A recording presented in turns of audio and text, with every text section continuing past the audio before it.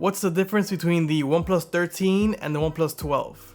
If you're on the market for a new phone, specifically a OnePlus, is it worth buying a brand new 13 at the higher price, or maybe finding a OnePlus 12 at a discounted price?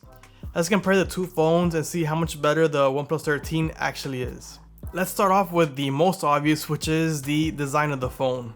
The OnePlus 13 is a little thinner, a little shorter, smoother, sleeker, and with the new design, it kind of looks like it's been modernized a little bit. And if we zoom in a bit closer, we can see that the rails are flat now and they have a matte finish to it instead of gloss. So all these things are gonna bring kind of a quality of life where you can have less fingerprints. It's easier to grab because it has a flatter side, so more surface area. And even the buttons were widened out and flattened out a little bit, and that's gonna provide a more comfortable feel when using the buttons as well. And most importantly of all, even though the design went more to the square side, it still didn't affect the comfortability at all, because they actually rounded all the sides very smoothly and evenly, and so everywhere you grab it, it has a very comfortable, smooth connection between the rail, the back glass, and the front glass. They did a really good job in blending everything in nicely. The back glass looks like it's the exact same material. It has a similar design, which I think is one of those that's going to be different on every phone. It's not going to be the same on every phone. So it has a similar design in the back where it has like swirl marks and it has a nice texture to it. So it's really nice material that makes it stand out from the competition. And then probably the next most notable besides the flat sides is gonna be the camera island, which before wasn't really much of an island. It was a circle attached to the side with more material. I think it was metal. And with the new one, it's literally an island. It's separated from everything and it's just floating in the close to center, but a little bit offset. And also with the build quality being pretty much the same, the weight actually went down. So the OnePlus 13 is about 10 grams lighter than the OnePlus 12. Now that doesn't sound like a lot and you won't really notice it if you're holding it next to each other, but you know, every little gram counts. And I think 10 grams, if you hold it for a long time, you can start to feel the difference, but it's not something you'll notice right away. But I think that's a big deal because we didn't lose anything major in terms of functionality or even battery capacity in order to get that weight. And that brings on the next one, which is the battery capacity, which went up by about 10%. The OnePlus 12 had 5400 milliamp hours and the OnePlus 13 went up to 6000 milliamp hours. And that's actually around the gamer phone level, which is pretty impressive. It's a new battery technology that came out that's letting the battery be a little bit more dense in capacity without having to make it any larger and apparently heavier either. So whatever they did with the battery, it's got extra battery charge. It has the same charging, it has the same wireless charging. It didn't lose anything, and they had all that battery capacity without affecting the weight, the build quality, and the phone is actually even a bit smaller, which is pretty impressive.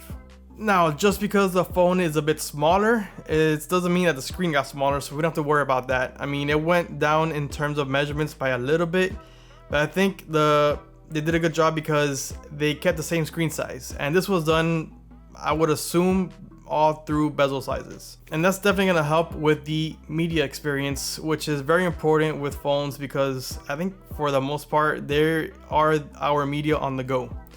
Obviously, if you come home, you're using a TV most likely, but even then, the phone is used quite a bit for that. So with the same screen size, you're also keeping the same pixel density, which is very important. It's at 510 pixels per inch. I think these are all estimates. I don't know if this is exact, but 510 pixels per inch. And that's the same on the 12 as it is on the 13, so no loss there. The next thing is the screen brightness, because what's the point of having a nice screen if you can't see it when you're outdoors? And the screen brightness actually went up a little bit on the typical and the high brightness mode nits ratings. So now they're 200 nits higher on both of those, or on each of those. The peak brightness is the same, but that's fine. I think the peak brightness is only going to be used when you're in direct sunlight and only for a short time. So if you're using regular apps, not when you're watching a video, that'll dim down eventually after a short time. And those numbers actually are 800 nits on the typical brightness and 1800 nits on the high brightness mode for the OnePlus 13. And of course, you can't complete your media experience without having good speakers. And the OnePlus 12 already had good speakers as it is, and the OnePlus 13 again has good speakers. But which one's better? That's obviously gonna depend on what your ears pick up more. But when I was testing them, I did notice that the 12 was a little bit louder, but the OnePlus 13 was a little bit more balanced and it had a bit more of a full sound. It didn't get as loud, but the bass or the lows were more noticeable on 13 than the 12.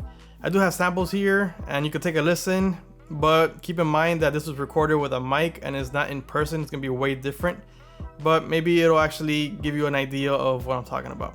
A punch hole camera, because I mean that's just the best you can get at the moment, and I don't know for the foreseeable future also, but it does a couple things too. It helps with the facial unlocking, which works pretty well with this phone, and it's just, for me, it's just the best thing about it is that you have a full... Before we continue on with the differences between the OnePlus 12 and 13, if you're enjoying this video or finding it helpful, please leave a like and subscribe for future videos. Now continuing on with the list, the next thing I want to talk about is the camera. And let's go lens by lens, starting with the main sensor, which is the one that I don't think actually changed at all. It has the same specs, so I'm pretty sure it's going to be the same sensor, but that's not a bad thing because the sensor before was actually pretty good. I would expect the same results, but obviously with the new chipset and maybe the way that they changed the optimization, it could look different. And when I look at the photos, to me, they look a bit different. I think the main sensor photos on the OnePlus 13 is a little bit brighter. Now, some people might like that because it's gonna be like that more ready to share type of photo, but some people might not like that because it's not very stylistic or not as stylistic as the 12. Neither one's bad, but they are a little bit different. Next is the telephoto sensor, and this one was actually changed. It's a different sensor. It's, instead of being a 1/2 inch sensor, is a 1/1.95. Now that size difference is not a lot. It won't even be noticed really, but the other thing that changed was the megapixels from 64 to 50.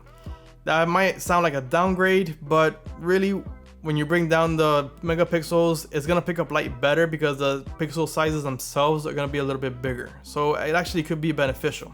And the last difference I was able to notice on the telephoto is that they went from a 70mm equivalent to a 73mm equivalent.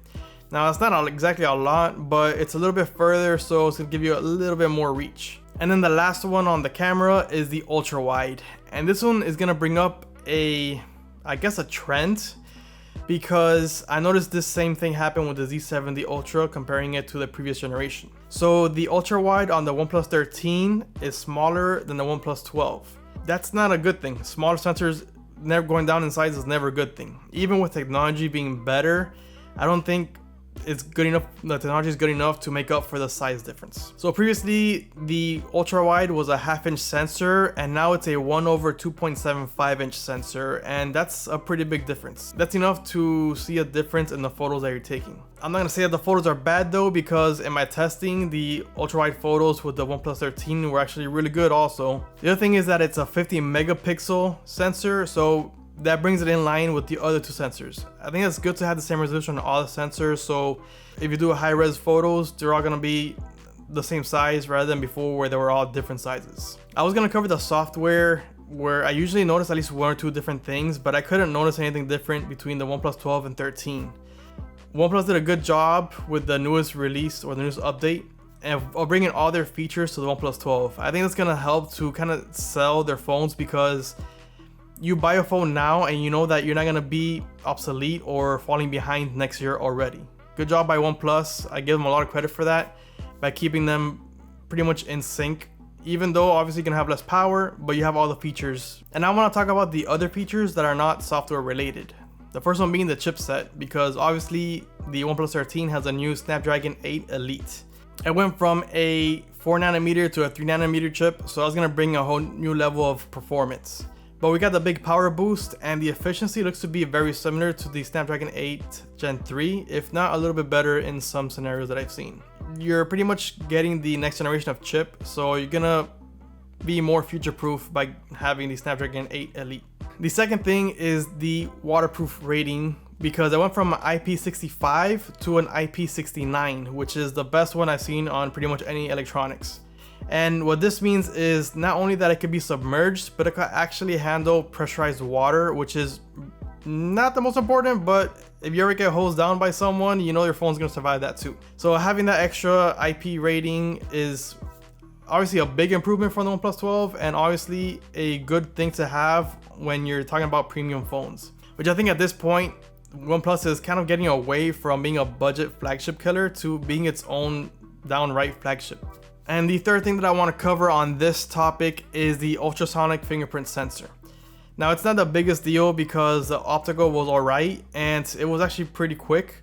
But this new ultrasonic has been more accurate for me, it's been faster, and I don't have the annoying blinding light that would shine on me whenever I did it in the dark. So this has pretty much the best performance I've seen on a fingerprint sensor, and it's just has everything going on for it right now. So now to answer the original question, is the OnePlus 13 worth the upgrade? And first, let's look at from the OnePlus 12 to the OnePlus 13. I'm gonna say no, because year-over-year upgrades generally aren't worth it, and even with this jump in processor and a few features, I don't think it warrants paying another $900 for a phone. And of course you'll get a trade-in and that'll help a bit, but you still have to pay maybe $400, so it still becomes a pricey upgrade. Now, if you're looking to jump from an older phone, I mean, it seems like a really good jump to, at least at this point, because you're jumping into the next gen of chips already.